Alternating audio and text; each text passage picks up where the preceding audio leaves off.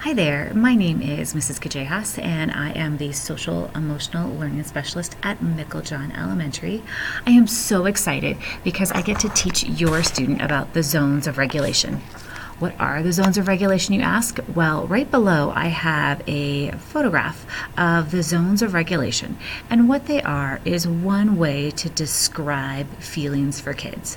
So instead of naming all of the different names, we're actually putting feelings into different categories. So we have our blue zone, which is we're moving slow, so that's sad, sick, tired, and bored.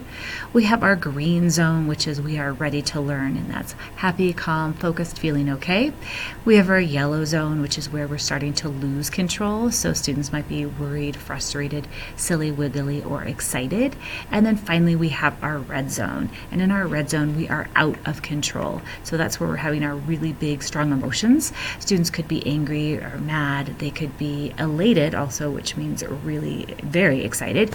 Or they could be terrified or making poor choices such as hitting or yelling. A couple of things about the zones of regulation is there are no bad zones.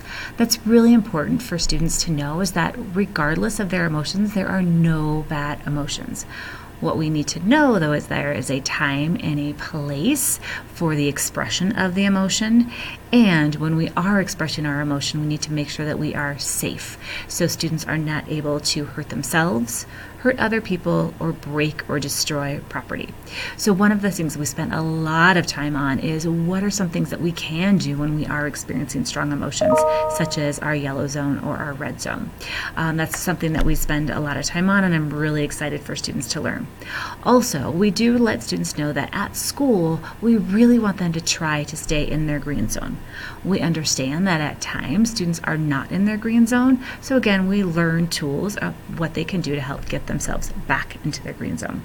So again, I'm so excited to teach your student about this. I will send out periodic emails, but I wanted to let you have this information.